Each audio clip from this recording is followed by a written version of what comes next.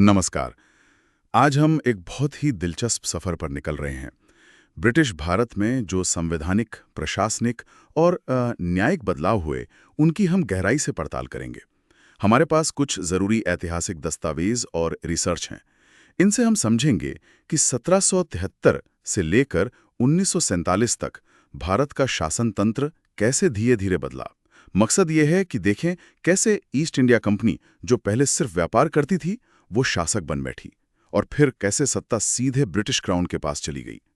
हाँ, ये बदलाव अंग्रेजों ने अपने फायदे के लिए किए थे, पर इनसे अनजाने में ही सही आज के भारतीय राज्य की कुछ नींव भी पड़ी। तो चलिए शुरू करते हैं। बिल्कुल। और ये देखना काफी रोचक है कि कैसे 1773 के रेगुलेटिंग एक्ट से लेकर 1935 के गवर्नमेंट ऑफ इंडिया एक्ट तक हर कदम ने भारत के एडमिनिस्ट्रेटिव और लीगल ढांचे को एक नया रूप दिया।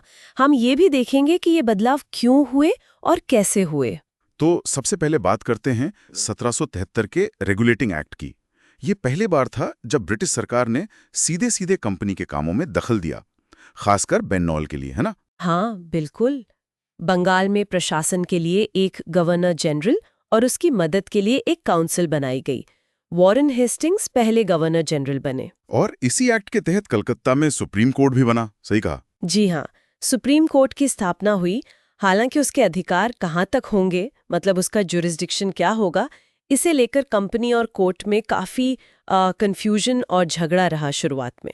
अच्छा, फिर आया पिट्स इंडिया एक्ट 1784 में। हाँ, पिट्स इंडिया एक्ट ने लंदन में एक बोर्ड ऑफ कंट्रोल बनाया। इससे कंपनी पर सरकार का कंट्रोल और मजबूत हो गया। कंपनी के जो नागरिक, सैनिक और राजस्व से जुड़े मामले थे, उन पर अब इस बोर्ड का नियंत्रण था। और इसी एक्ट में पहली बार कंपनी के कब्जे वाले भारतीय इलाकों को ब्रिटिश पोजेशंस इन इंडिया कहा गया। बिल्कुल सही। मतलब अब वो साफ तौर पर ब्रिटिश संपत्ति माने जाने लगे।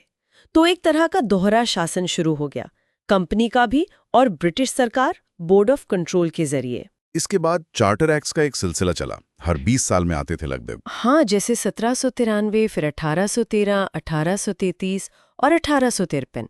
इनका मुख्य रुझान आप कह सकते हैं दो तरफ था।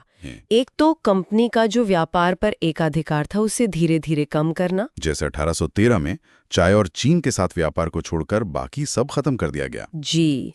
और दूसरा रुझान था एडमिनिस्ट्रेशन का सेंट्रलाइजेशन, मतलब केंद्रीकरण बढ़ाना। 1813 वाले एक्ट में वो शिक्षा के लिए 1 लाख रुपए का प्रावधान भी था, जो काफी चर्चित रहता है। हाँ, हालांकि वो पैसा काफी समय तक खर्च ही नहीं हो पाया, क्योंकि इस पर बहस चलती रही कि शिक्षा भारतीय भाषाओं में हो या अंग्रेजी में। फिर आया 1833 का चार्टर एक्ट। ये केंद्रीकरण के लिहाज से बहुत महत्वपूर्ण था, है ना? बिल्कुल। इसी एक्ट ने बंगाल के गवर्नर जनरल को पूरे भारत का गवर्नर जनरल बना दिया। लॉर्ड विलियम बेंटिंग पहले बने। सारी सिविल और मिलिट्री शक्तियां उनके हाथ में आ गई। और कंपनी का व्यापार पूरी तरह खत्म। अब वो सिर्फ एक एडमिनिस्ट्रेटिव बॉडी रह गई। हाँ, कंपनी का काम अब सिर्फ भारत पर ब्रिटिश क्राउन की तरफ से शासन चलाना रह गया। और इसी एक्ट में कोशिश की गई कि भारतीयों को सरकारी नौकरियों में धर्म, जन्मस्थान या रंग के आधार पर भेदभाव न झेलना पड़े। एक सिद्धांत रखा गया। लेकिन क्या ये असल में लागू हुआ? देखिए, सिद्धांत तो अच्छा था, पर जमीनी हकीकत में भेदभाव जारी रहा। बड़े पदों पर भारतीय कम ही पहुंच पाते थे। फिर 1853 का एक्ट, इसमें सिविल सेवाओं के लिए खुली प्रतियोगिता शुरू हुई। जी, ये एक बड़ा कदम था।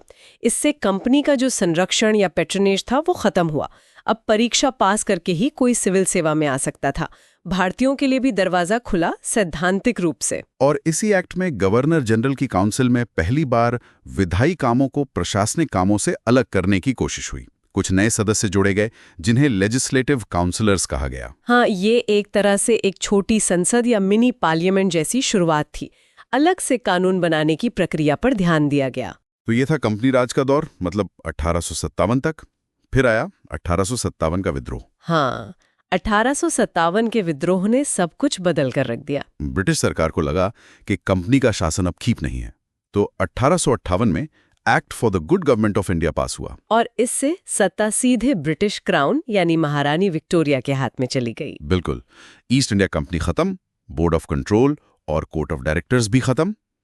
अब भारत का शासन चलाने के लिए लंदन में एक नया पद बनाया गया, secretary of state for India. और उनकी मदद के लिए एक 15 सदस्यों की इंडिया काउंसिल बनी। जी, और भारत में जो गवर्नर जनरल थे, अब उन्हें वाइसराय भी कहा जाने लगा।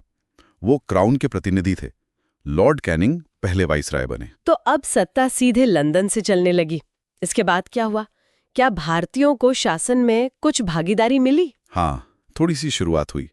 इंडियन काउंसिल एक्ट 1861 में प्रावधान किया गया कि वाइसराय अपनी लेजिस्लेटिव काउंसिल में कुछ गैर सरकारी सदस्यों को नॉमिनेट कर सकते हैं।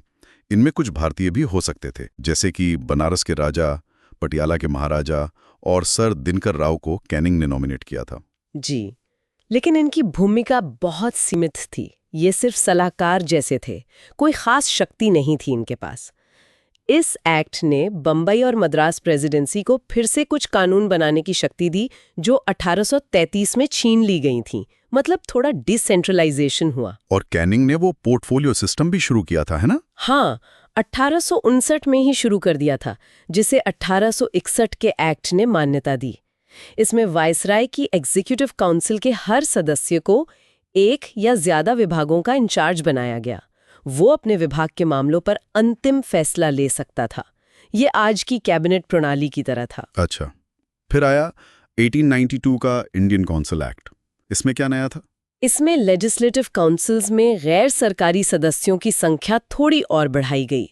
और सबसे महत्वपूर्ण बात, अप्रत्यक्ष चुनाव, इनडायरेक्ट इलेक्शन का सिद्धांत लाया गया। हालांकि चुनाव शब्द का इस्तेमाल नहीं किया गया था। मतलब कुछ सदस्य अब चुनकर आने लगे, सीधे जनता द्वारा नहीं बल्कि कुछ संस्थाओं द्वारा, जैसे यूनिवर्सिटी, डिस्ट्रिक्ट बोर्ड वगैरह। हाँ, बिल्कुल। और सदस्यों को अब बजट पर बहस करने और सरकार से सवाल पूछने का अधिकार भी मिला, पर कुछ शर्तों के साथ। सप्लीमेंट्री सवाल पूछने का अधिकार नहीं था। तो ये धीरे धीरे रिप्रेजेंटेशन की तरफ बढ़ते कदम थे। फिर 1909 के मॉर्ले मिंटो सुधार। जी, लॉर्ड मॉर्ले उस समय सेक्रेटरी ऑफ स्टेट थे और लॉर्ड मिंटो वाइसराय। इस एक्ट ने सेंट्रल और प्रोविंशियल दोनों लेजिस्लेटिव काउंसिल्स का आकार काफी बढ़ा दिया। सेंट्रल काउंसिल में सदस्य संख्या 16 से 60 हो गई। और सदस्यों को बजट प्रस्ताव रखने, सप्लीमेंट्री सवाल पूछने जैसे कुछ और अधिकार भी मिले। हाँ, और एक बहुत बड़ी बात हुई, पहली बार किसी भारतीय को वाइसराय की एग्जीक्यूटिव काउंसिल का सदस्य बनाया गया। सत्येंद्र प्रसाद सिन्हा वो लॉ मेंबर बने थे। लेकिन इसी एक्ट की सबसे विवादित बात थी वो सेपरेट इलेक्टोरेट, यानी पृथक निर्वाचक मंडल। हाँ, मुसलमानों के लिए। इसका मतलब था कि मुस्लिम सदस्य का चुनाव सिर्फ मुस्लिम मतदाता ही करेंगे। लॉर्ड मिंटो को फादर ऑफ कम्युनल इलेक्टोरेट भी कहा जाता है। इसने भारत में सांप्रदायिक राजनीति को संस्थागत बना दिया। इसका असर तो बहुत गहरा और लंबे समय तक रहा। खैर, आगे बढ़ते हैं। गवर्नमेंट ऑफ इंडिया एक्ट 1919, इसे मॉन्टेग्यू चेम्सफोर्ड सुधार भी कहते हैं। जी, मॉन्टेग्यू सेक्रेटरी ऑफ स्टेट और चेम्सफोर्ड वाइसराय। इस एक्ट का मकसद था भारत में धीरे धीरे उत्तरदायी सरकार, रिस्पॉन्सिबल गवर्नमेंट लाना। ये पहली बार था जब ऐसा लक्ष्य घोषित किया गया। पर इसके तहत केंद्र में द्विसदनीय विधायिकाएं बनी, मतलब 2 सदन, काउंसिल ऑफ स्टेट उच्च सदन और लेजिस्लेटिव असेंबली निम्न सदन। हाँ, बिल्कुल। और सदस्यों का बड़ा हिस्सा अब सीधे चुनाव से आने लगा। हालांकि वोट देने का अधिकार बहुत सीमित था, प्रॉपर्टी, टैक्स या एजुकेशन के आधार पर। और प्रांतों में द्वैध शासन यानी डायरकी लागू की गई। ये क्या था? देखिए, प्रांतीय विषयों को 2 हिस्सों में बांट दिया गया। एक थे आरक्षित, रिजर्व्ड विषय, जैसे फाइनेंस, पुलिस, न्याय वगैरह। इन पर गवर्नर का कंट्रोल था, अपनी एग्जीक्यूटिव काउंसिल की मदद से। और दूसरे थे हस्तांतरित विषय। हाँ, जैसे शिक्षा, स्वास्थ्य, स्थानीय शासन। ये भारतीय मंत्रियों को दिए गए, जो लेजिस्लेटिव काउंसिल के प्रति जिम्मेदार थे।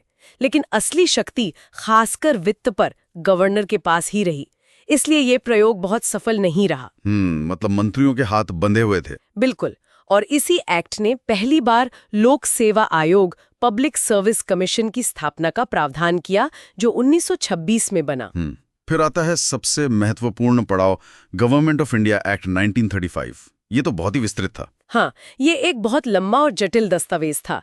इसने एक अखिल भारतीय संघ का प्रस्ताव रखा, जिसमें ब्रिटिश भारत के प्रांत और रियासतें, प्रिंसली स्टेट्स शामिल होती। लेकिन ये संघ कभी बन नहीं पाया, क्योंकि रियासतों ने इसमें शामिल होने से इनकार कर दिया। सही कहा। लेकिन इस एक्ट ने प्रांतों को काफी स्वायत्ता, प्रोविंशियल ऑटोनॉमी दी। प्रांतों में द्वैत शासन खत्म कर दिया गया और एक पूरी तरह जिम्मेदार सरकार की व्यवस्था की गई। गवर्नर को अब मंत्रियों की सलाह पर काम करना था। और केंद्र में द्वैत शासन लागू करने का प्रस्ताव था। हाँ, फेडरल विषयों को आरक्षित और हस्तांतरित में बांटने का प्रस्ताव था, लेकिन क्योंकि फेडरेशन ही नहीं बना तो ये हिस्सा भी लागू नहीं हुआ। शक्तियों का बंटवारा 3 सूचियों में किया गया, फेडरलिस्ट, प्रोविंशियल लिस्ट और कॉन्करेंट लिस्ट। ये तो आज भी हमारे संविधान में है। जी हाँ, ये ढांचा 1935 के एक्ट से ही लिया गया है और वोट देने का अधिकार भी बढ़ाया गया। करीब 10% आबादी को मताधिकार मिला। इसी एक्ट के तहत रिजर्व बैंक ऑफ इंडिया की स्थापना हुई। हाँ, देश की करेंसी और क्रेडिट को कंट्रोल करने के लिए। और एक फेडरल कोर्ट भी बना जो 1937 में दिल्ली में स्थापित हुआ। यही बाद में भारत का सुप्रीम कोर्ट बना। तो ये थे मुख्य संवैधानिक पड़ाव। अब अगर संक्षेप में प्रशासनिक और न्यायिक सुधारों को देखें। देखिए, सिविल सेवाओं को व्यवस्थित करने का श्रेय लॉर्ड कॉर्नवालिस को जाता है। उन्होंने इसे स्टील फ्रेम बनाया। वेलेस्ली ने कलकत्ता में फोर्ट विलियम कॉलेज खोला था इनके प्रशिक्षण के लिए। और 1853 से खुली प्रतियोगिता शुरू हुई, जैसा हमने बात की। लेकिन भारतीयों के लिए ऊंचे पद पाना फिर भी मुश्किल था। परीक्षा लंदन में होती थी, अंग्रेजी में, सिलेबस भी ऐसा था। हाँ, काफी बाधाएं थीं। पुलिस व्यवस्था में भी कॉर्नवालिस ने ही हर जिले में थानेदार के नीचे पुलिस थाना प्रणाली शुरू की। बाद में 1861 के पुलिस एक्ट ने इसे और संगठित किया। न्याय व्यवस्था की बात करें तो वॉरेन हेस्टिंग्स ने जिलों में दीवानी और फौजदारी अदालतें स्थापित की। कॉर्नवालिस ने शक्तियों का पृथक्करण किया, मतलब कलेक्टर से न्यायिक शक्तियां ले लीं और जिला जज को दे दी। और उन्होंने कानून के शासन, रूल ऑफ लॉ का सिद्धांत स्थापित किया। जी, मतलब कानून सबसे ऊपर है और सबके लिए बराबर है। हालांकि व्यवहार में यूरोपियों के लिए अक्सर अलग नियम होते थे। बाद में लॉर्ड मैकॉले के नेतृत्व में कानूनों का संहितीकरण हुआ, जैसे इंडियन पीनल कोड आईपीसी 1860 और क्रिमिनल प्रोसीजर कोड सीआरपीसी 1861 में। हाँ, और 1861 में ही हाई कोर्ट एक्ट पास हुआ, जिससे कलकत्ता, बम्बई और मद्रास में पुराने सुप्रीम कोर्ट और सदर अदालतों की जगह हाई कोर्ट बने। और सेना का क्या हुआ, खासकर 1857 के बाद? 1857 के बाद सेना का पूरी तरह पुनर्गठन किया गया। यूरोपीय सैनिकों की संख्या बढ़ाई गई, खासकर महत्वपूर्ण स्थानों पर, और भर्ती में मार्शल रेस की थ्योरी अपनाई गई। मतलब कुछ समुदायों को लड़ाकू माना गया और उन्हें सेना में प्राथमिकता दी गई। तोपखाना वगैरह पूरी तरह यूरोपियों के हाथ में रखा गया। तो अगर हम इस पूरे सफर को देखें 1773 से 1947 तक, तो ये साफ है कि भारत में संवैधानिक और प्रशासनिक ढांचा धीरे धीरे विकसित हुआ। जी। ये बदलाव मुख्य रूप से भारत पर ब्रिटिश कंट्रोल बनाए रखने और उनके अपने हितों को पूरा करने के लिए थे।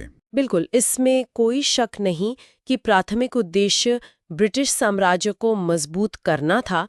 लेकिन जैसा आपने शुरू में कहा, इसी प्रक्रिया में, चाहे अनजाने में ही, भारत में एक centralised administration, rule of law, professional civil services और कुछ हद तक रिप्रेजेंटेटिव संस्थाओं के विचार और संस्थाएं स्थापित हुईं। और इन्हीं संस्थाओं और विचारों ने आज़ादी के बाद भारत के अपने संविधान और शासन प्रणाली के लिए एक तरह का आधार तैयार किया। जी हाँ, आज के हमारे स्रोतों से ये भी साफ है कि ये विकास कोई सीधी रेखा में नहीं चला।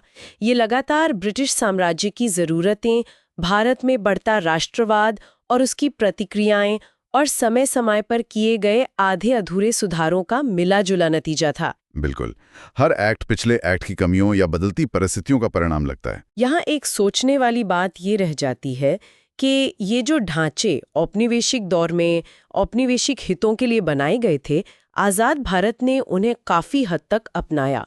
तो उनकी विरासत, उनका असर आज भी हमारे सिस्टम पर कितना गहरा है? क्या वो आज की ज़रूरतों के हिसाब से पूरी तरह फिट बैठते हैं? ये सवाल विचार करने लायक है। निश्चित रूप से ये एक महत्वपूर्ण बिंदु है जिस पर आगे भी सोचा जा सकता है।